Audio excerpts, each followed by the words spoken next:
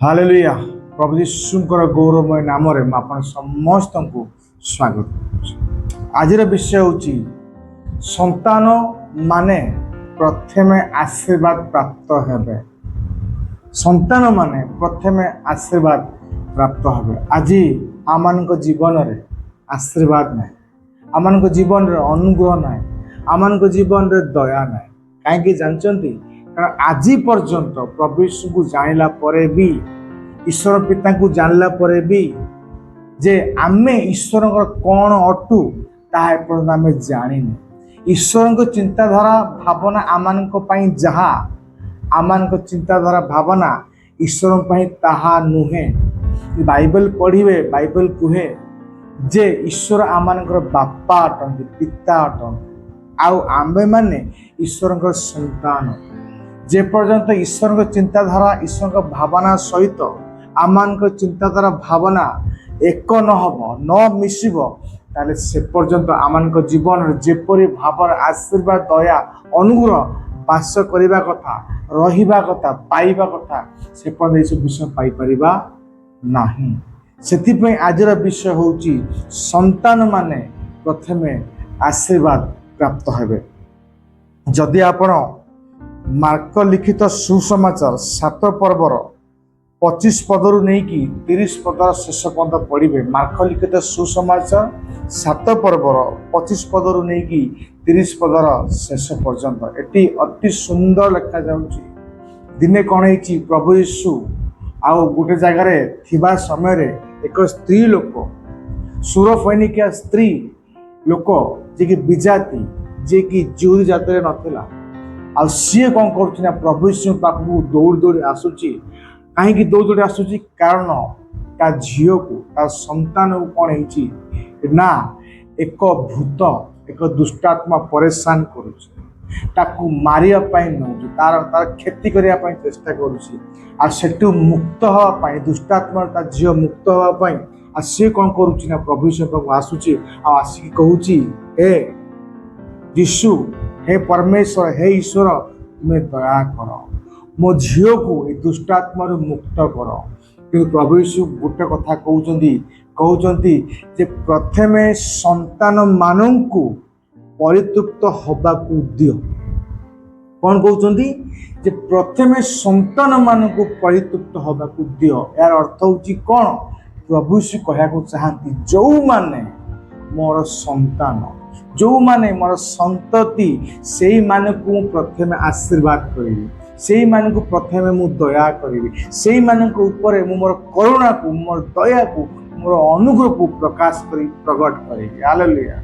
काहे कि आमान के जीवन राज्य आशीर्वाद नहीं, काहे कि आमान के जीवन आज दया नहीं।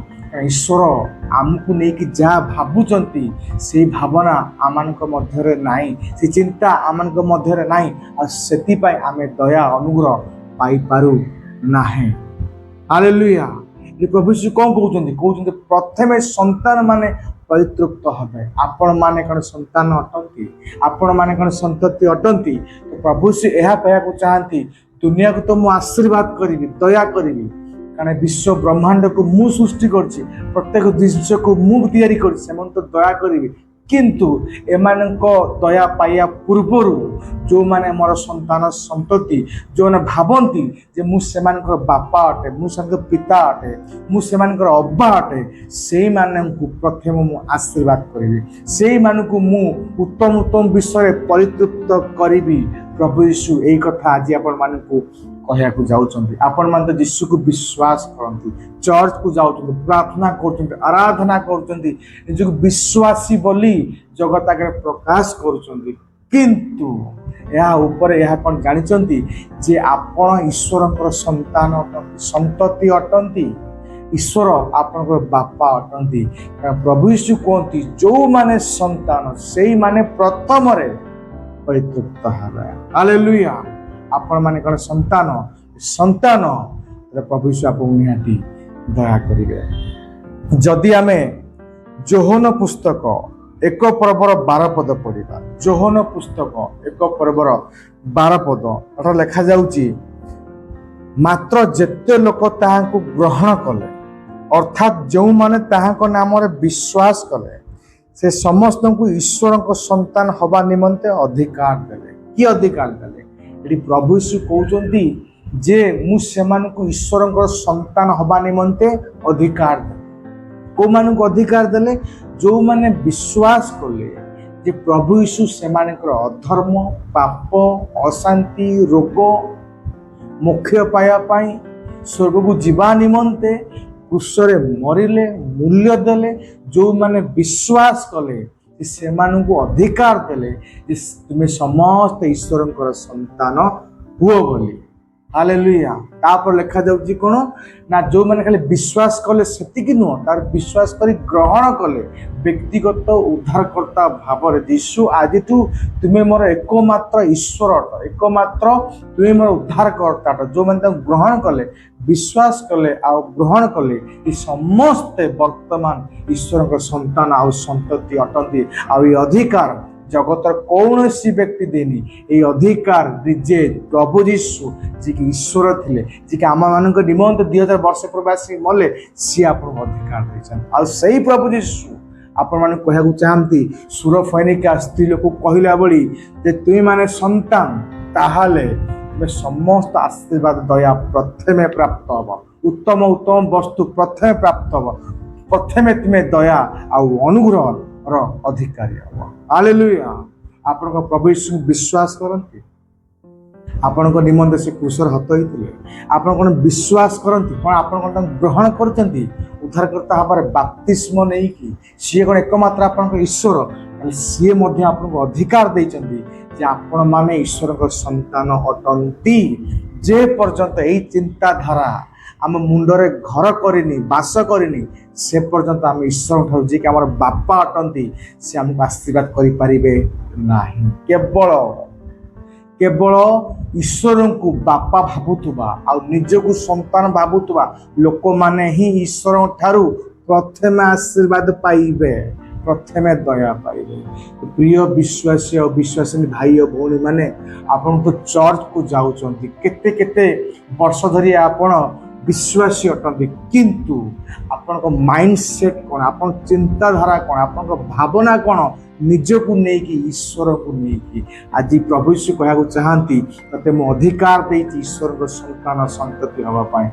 कारण जो माने संतान संतति से माने विश्व ब्रह्मांड आशीर्वाद पाइबा पूर्वरु से माने आशीर्वाद पाइबे। एथि पाए कारण गोटे माँ और बापा सब ही से चाहती जे समस्त दया करी, समस्त अनुग्रह करी, सब विषय समस्त देवी ता पूर्वर मोर पुओ को मोर झील को देवी। हालेलुया। से परम पिता मध्य सेया चिंता करती, सेया भावना करती जे मु मोर संतान मान प्रथम दया करी आउ आशीर्वाद करी। जदि लोकलिखित सुसमाचार 15 पर्वर 11 पदरू नहीं कि 24 पदर शेष पर्यंत पढ़े आपन को आश्चर्य लगे जेठी प्रभु यीशु आ ईश्वर जे आमानकर बापा ताहा ए जगह से प्रकाश कर। जदि गोटे पुत्र पापरे पड़िले अधर्म करिले भी जदि से फेरुची ताले ईश्वर पिता ताकू सही सेम दया, सेम आशीर्वाद, सेम अनुग्रह प्रति करेंगे। यही जगह कौन होची अपव्यय पुत्र विषय लिखा जाउची। एक पितार 2 संतान थिले। सान संतान दिने आसी कहूची जे बापा मोर अधिकार मते दियो। आ बापा कौन करचंदी 2 भाग करिकी आउ गोटे भाग दे दउचंदी सान पुओ को, जो पुओ की मागुची। आ से पुओ ता धन संपत्ति नहीं कि विदेश को पळौची, जाइकी से जगह कदाचार रे, पापरे, अधर्म रे, खराब खराब कर्म रे, एमती कि बेविचार कर्म रे आ पैसा को उड़े दउची। पैसा सरी जाउची, दुर्भिक्ष पड़ुची, पाखरे पैसा नहीं, खाइबा पाई किछि नाही। आ बाध्य कि जाइकी जनक घरे काम करुच्ची, से तो काम दूची घुषुरी चरइबार काम। आ से जगह मध्य ता मालिक ठीक भाव खाइबा को मध्य दउनी। लास्ट रे एते ताको भोक लागुची, से जाइकी कोन करुच्ची घुषुरी मानक खाद्य खाइबा को चेष्टा करुच्ची। आ खाई खाई भाबुची अरे मो बापांको घरे केते आनंद रे, केते उल्लास रे थली, मोर जहा दरकार होतला प्रथम मो बापा दास दासी मानक दबा पूर्व मते दउतला, किंतु आज मो खाइबा को नहीं। आज मु घुषुरी खाद्य खाया चेष्टा करुच्ची। मो पिता पाखक जीवी आ कहि बापा तो पुओ भाव न रखिकी तो दास भाव रख, कारण दास मान खाद्य ବଳି ପଡୁଛି। ଆଉ ଏହା ଭାବିକି ସେ କ'ଣ କରୁଛି, ତା ବାପା ପାଖକୁ ଫେରୁଛି। ଆଉ ଫେରୁଛି କ'ଣ ହେଉଛି ନା, ତା ବାପାକୁ ସେ ଦେଖୁଛି। ବାପା ଦୁଆର ମୁହଁରେ ଠିଆ ହେଇକି, ଦାଣ୍ଡରେ ଠିଆ ହେଇକି, ଘର ଦାଣ୍ଡରେ ଠିଆ ହେଇକି ଆଉ ଅନେଇଛି ମୋ ପୁଅ କେବେ ଫେରିବ। ଆଉ ପୁଅ ଦେଖୁଛି ଦୌଡ଼ିକି, ଆଉ ପୁଅ ଦୌଡ଼ିକି ଆସୁଛି। ଆଉ ବାପା ମଧ୍ୟ ପୁଅ ଦୌଡ଼ିବା ପୂର୍ବରୁ ବାପା ଦୌଡ଼ିକି ଯାଇ କ'ଣ କରୁଛି ନା, ପୁଅକୁ ଆଉ କରମର୍ଦ୍ଦନ କରୁଛି, ତାକୁ ଆଉ ନିଜ କୋଳକୁ ନେଉଛି, ନିଜ ହାତକୁ କରିକି ତାକୁ ନିଜ ଛାତିରେ ଲଗଉଛି। ଆଉ ଲଗେଇ କହୁଛି ଯେ, ଦାସମାନଙ୍କୁ କହୁଛି ଯେ ତୁମେ ଭଲ କପଡ଼ା ଆଣ, ଭଲ ଜୋତା ଆଣ, ଆଉ ନୂଆ ମୁଦି ଦିଅ। କିନ୍ତୁ ପୁଅ କହୁଛି, ବାପା ମୁଁ ଭୁଲ କରିଛି, ମୋତେ କ୍ଷମା କର, ମୁଁ ପୁଅ ହେବାର ଯୋଗ୍ୟ ନୁହଁ, ତୁମେ ଦାସ କରିକି ରଖ। କିନ୍ତୁ ବାପା କିଛି ବି ତାକୁ କହୁନାହାନ୍ତି, କିଛି ବି ଦଣ୍ଡ ଦେଉନାହାନ୍ତି। କିନ୍ତୁ ଭଲ ଭଲ ପୋଷାକ ତାକୁ ଦିଆଯାଉଛି, ଭଲ ଜୋତା ପିନ୍ଧା ଯାଉଛି, ଆଉ ମୁଦି ଦିଆଯାଉଛି। ଆଉ ଲୋକମାନଙ୍କୁ କୁହାଯାଉଛି ଯେ ଆଜି ଭଲ ଭଲ ଜିନିଷ ରୋଷେଇ କର, ଆନନ୍ଦ କର, ଉଲ୍ଲାସ କର। ହାଲେଲୁୟା। ଏଠି ଆମେ ଦେଖୁଛୁ ଅପବୟ ପୁତ୍ର ଚିନ୍ତାଧାରା କ'ଣ ନା, ମୁଁ ପୁଅ ଥିଲି, ମୋ ବାପା ମୋତେ ଆଶୀର୍ବାଦ କରୁଥିଲେ, କିନ୍ତୁ ମୋ ବାବୁ କ'ଣ ଯାଇକି ବାପାଙ୍କର ପଇସାକୁ ନେଇକି ନଷ୍ଟ କରିଦେଇଛି, କଦାଚାରରେ ବ୍ୟଭିଚାରରେ ଉଡ଼େଇ ଦେଇଛି। ବର୍ତ୍ତମାନ କ'ଣ ମୁଁ ଫେରିଲା ଆଉ ପୁଅ ହେବାର ଯୋଗ୍ୟତା ପାଇପାରିବି କି? ପାଇପାରିବିନି। ଦାସ ଭାବରେ ମୋତେ ରହିବାକୁ ପଡ଼ିବ। ସେ ମାଇଣ୍ଡକୁ ନେଇକି ଆସୁଛି। କିନ୍ତୁ ଯେତେବେଳେ ଆସୁଛି, ବାପାର ମାଇଣ୍ଡ ତ ବାପା ହିଁ ହଟେ। ଯେତେ ପାପ କଲେ ବି ଅପବୟ ପୁତ୍ର ତାକୁ କୌଣସି ପ୍ରକାର ଦଣ୍ଡ ଦେଉନାହାନ୍ତି, କିନ୍ତୁ ତାକୁ ପୁଅ ଭାବରେ ଗ୍ରହଣ କରୁଛନ୍ତି। ଆଉ ତାକୁ ଦୟା ଅନୁଗ୍ରହ କରି ନିଜ ପାଖରେ ରଖୁଛନ୍ତି। ହାଲେଲୁୟା। ଅନେକ ସମୟରେ କ'ଣ ହୁଏ ନା, ଆମେ ଯେତେବେଳେ ପାପ କରୁ, ଅଧର୍ମ କରୁ, ପରମେଶ୍ୱର ପ୍ରଭୁ ଯୀଶୁଙ୍କୁ ଛାଡ଼ିକି ଜଗତକୁ ପଳୁ, ଆଉ ତାପରେ ଭାବୁ ଯେ ମୁଁ ଆଉ ଥରେ ଫେରିଲେ କ'ଣ ମୋ ପରମେଶ୍ୱର ପ୍ରଭୁ ଯୀଶୁ ବାପା ମୋତେ ଗ୍ରହଣ କରିବେ, ସେମ୍ ଦୟା ସେମ୍ ଆଶୀର୍ବାଦ କରିବେ ଯେମିତି ପୂର୍ବ ସମୟମାନଙ୍କରେ କରିଥିଲେ। ଆଜ୍ଞା, ଅପବୟ ପୁତ୍ରଙ୍କ ଭଳି ଯଦି ଆପଣ ଫେରି ଆସିବେ, କ୍ଷମା ମାଗିବେ, ତାହେଲେ ଯେଉଁ ଦୟା, ଯେଉଁ ଆଶୀର୍ବାଦ ପୂର୍ବ ଜୀବନରେ କରିଥିଲେ, ପୂର୍ବ ସମୟମାନଙ୍କରେ କରିଥିଲେ, ସେଇ ଦୟା, ସେଇ ଆଶୀର୍ବାଦ ମଧ୍ୟ ଆପଣଙ୍କ ପ୍ରେଜେଣ୍ଟରେ ବର୍ତ୍ତମାନ ମଧ୍ୟ ସେ କରିବେ। କାହିଁକି? କାରଣ ସିଏ ଆପଣଙ୍କର ବାପା। ଆପଣ ଯେତେ ପାପ ଧର୍ମ କଲେ ବି ସତ୍ ଭାବରେ ଫେରୁଛନ୍ତି ତାଙ୍କ ପାଖକୁ, ତାହେଲେ ସେମ୍ ଦୟା ସେମ୍ ଆଶୀର୍ବାଦ ଆପଣଙ୍କୁ ସେ କରିବେ। କାହିଁକି ନା, ପ୍ରଥମେ ସନ୍ତାନ ମାନେ ଆଶୀର୍ବାଦ ପ୍ରାପ୍ତ ହେବେ, ପ୍ରଥମେ ସନ୍ତାନ ମାନେ ପରିତୃପ୍ତ ହେବେ। ରୋମିଓ ପୁସ୍ତକ 8 ପର୍ବର 17 ପଦ ପଢିବା। ଲେଖା ହେଉଛି, ଆଉ ଯଦି ସନ୍ତାନ ତେବେ ଉତ୍ତରାଧିକାରୀ। କ'ଣ ଲେଖା ହେଉଛି? ଯଦି ମୁଁ ଈଶ୍ୱରଙ୍କର ସନ୍ତାନ ହେଲି, ତାହେଲେ ଈଶ୍ୱରଙ୍କର ମୁଁ ଉତ୍ତରାଧିକାରୀ ହେବି। ଅର୍ଥ, ଯାହା ଯାହା ଈଶ୍ୱରଙ୍କର ତାହା ତାହା ମୋର ହେବ। ହାଲେଲୁୟା। ତାର ଭାବିଲେ ଏ କଥା କିଏ କହୁଛି?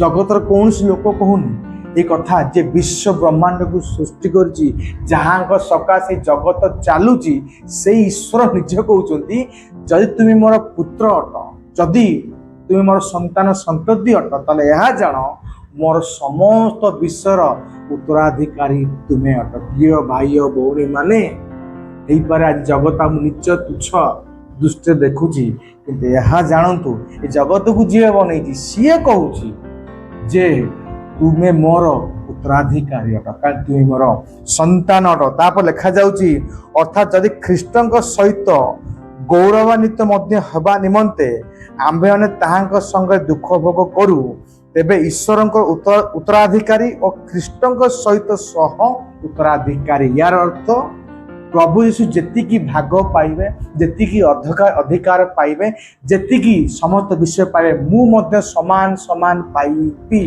କେତେ ବଡ଼, କେତେ ଆଶ୍ଚର୍ଯ୍ୟ ବିଷୟ। ହାଲେଲୁୟା। କେତେ ବଡ଼, କେତେ ମହାନ ବିଷୟ ଯେ ପିତା କହୁଛନ୍ତି, ତୁମେ ମୋର ସନ୍ତାନ ଅଟ। ତୁମେ ଯଦି ମୋର ସନ୍ତାନ ଅଟ, ପ୍ରଭୁ ଯୀଶୁ ଯାହା ଯାହା ପାଇବେ ତୁମେ ମଧ୍ୟ ତାହା ତାହା ପାଇବ। ସେଥିପାଇଁ ଲେଖା, ସହ ଉତ୍ତରାଧିକାରୀ। ସିଏ ଯାହା ପାଇବେ ମୁଁ ବି ମଧ୍ୟ ତାହା ପାଇବେ। ହାଲେଲୁୟା। ଆପଣଙ୍କ ମାଇଣ୍ଡ ସେଟ୍ କ'ଣ? ଆପଣଙ୍କ ଚିନ୍ତାଧାରା କ'ଣ? ଈଶ୍ୱରଙ୍କୁ କ'ଣ ଭାବରେ ଆପଣ ନେଉଛନ୍ତି? ପ୍ରଭୁ ଯୀଶୁଙ୍କୁ କ'ଣ ଭାବରେ ନେଉଛନ୍ତି? ପବିତ୍ର ଆତ୍ମାକୁ କ'ଣ ଭାବରେ ଆପଣ ମାନେ ନେଉଛନ୍ତି? ଏଇଟା ହିଁ ବଡ଼ ଅଟେ। ଯେଉଁ ଭାବରେ ଆପଣ ନେବେ, ସେଇ ଭାବରେ ପ୍ରଭୁ ଆପଣଙ୍କୁ ଆଶୀର୍ବାଦ କରିବେ।